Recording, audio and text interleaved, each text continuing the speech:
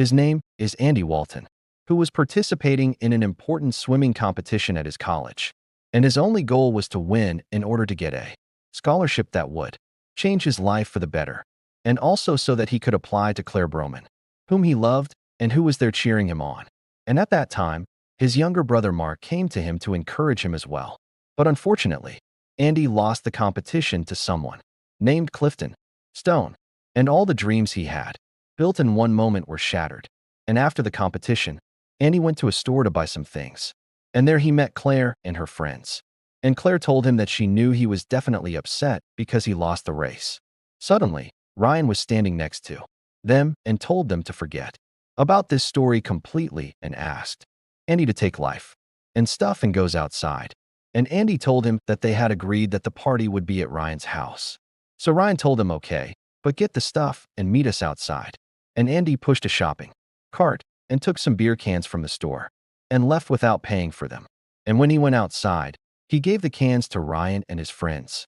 But then Ryan told him coldly that they had changed the plan and would not take him with them. And although Claire was sitting in the car and asked Ryan to bring Andy with him and not joke, Ryan and his friends stepped on the gas and left him, and they left. And at this moment, the shop owner came with the guard. And as soon as Andy saw them, he tried to run. But the guard was of course able to catch him. And this was the third time in the same month that Andy was caught stealing from this store. And his mother said she was there because she works in the same shop. And for that reason, the shop owners decided not to file a police report against Andy. And after a while, his father, Jim Walton, arrived. And Sally told him that they did not report him to the police, but warned him that this matter must not be repeated again. And in fact, Jim promised them that and started yelling at Andy. And he asked and said to him, "Are you crazy or what?" And he told him that in this way he is putting his mother's job in danger and that they are not missing any other problems. At that moment, the shop owner came with the guard. As soon as Andy saw them, he tried to run, but the guard caught him. This was the third time in the same month that Andy was caught stealing from this store. His mother, Sally, was there because she works at the shop, which is why the owners decided not to file a police report against him.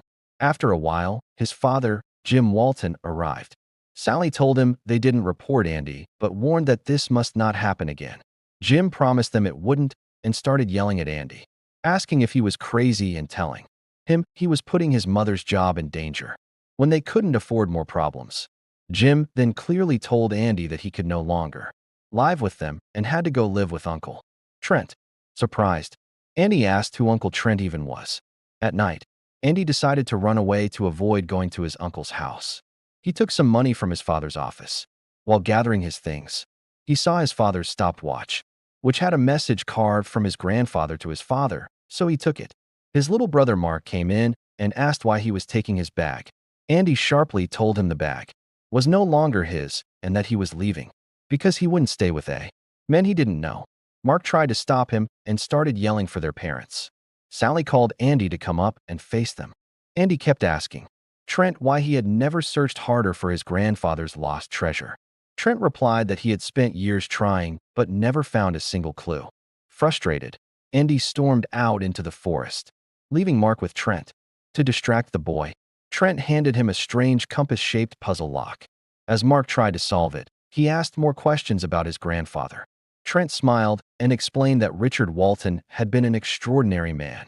During the war, he worked on decoding secret messages and was obsessed with puzzles, codes, and hidden mysteries. Trent also remembered the last treasure hunting trip they had shared with their grandfather many years earlier. Only a few moments later, Mark successfully solved the compass puzzle, amazing Trent with his intelligence. Meanwhile, Andy was still wandering angrily through the forest. He picked up a stone and threw it carelessly, accidentally hitting a parked car. As he walked closer to inspect the damage, a man suddenly appeared behind him, pointing a gun directly at him. Andy quickly introduced himself as Trent Walton's nephew and tried to calm the stranger. The man replied that he already knew Trent and the entire Walton family. He added that Andy was not the first Walton to come searching for Richard Walton's treasure. The stranger tied Andy's hands, gagged him, forced him into his vehicle, and drove away. After leaving him in a remote area, the man disappeared. Somehow Andy managed to free himself and to his surprise, discovered he was standing only a short distance from Trent's house. Confused, he returned home without understanding what had just happened. Inside the house, Trent was asleep. Andy quietly searched for his grandfather's watch, the one that had belonged to his father. At that moment, Mark entered the room and happily told Andy that Uncle Trent had explained everything about their grandfather. Andy also noticed that Mark was still wearing his life jacket even though he was safely inside the house. Mark explained that their mother had warned him never to take it off. Andy asked Mark to repeat everything Trent had said. Mark explained that their grandfather loved riddles, secrets, and treasure hunting more than anything else. Hearing this convinced Andy that finding the hidden treasure was the only way to save their family from poverty. He became certain that Walton Island was hiding an incredible secret. He immediately began studying the mysterious message engraved on his grandfather's watch, hoping to solve its puzzle. The following morning, while they were working in Trent's workshop, someone entered the store. Andy walked outside to see who it was and was shocked to discover it was Claire, the girl he had always loved. Claire asked what he was doing on the island, and Andy explained that after the repeated thefts and the incident at the store, his family had sent him and Mark to stay with Uncle Trent. He also reminded her how she had left with Ryan that day, leaving him alone to deal with the security guard. Claire apologized without arguing.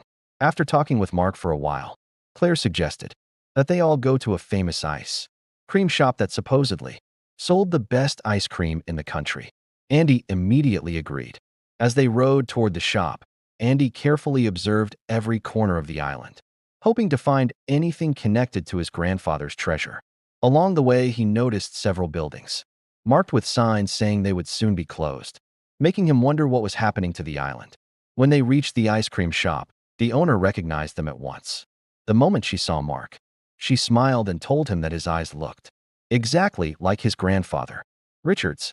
Andy quickly asked whether she had known Richard Walton. She replied that everyone on the island had known and respected him, and that life had been peaceful while he was alive. Then her expression changed as she glanced at Claire.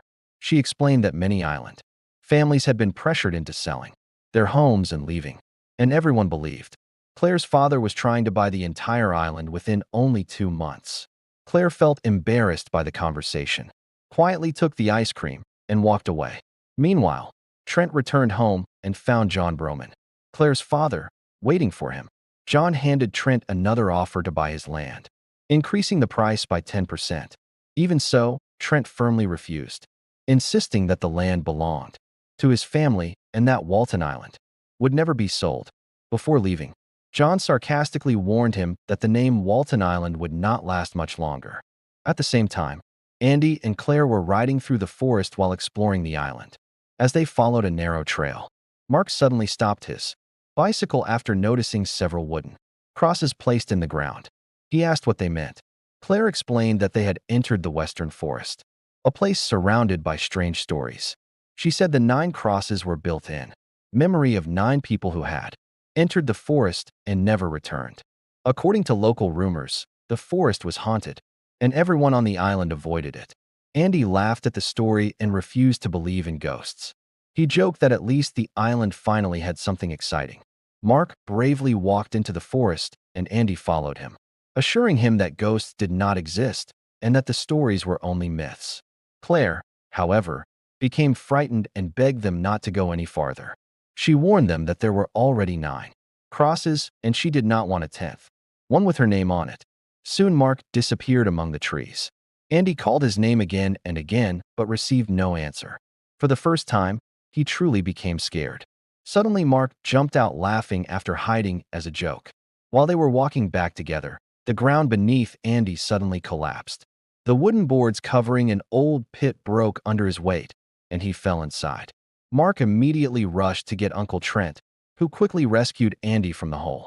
Furious, Trent scolded both boys and reminded them that he had already warned them never to enter the western forest.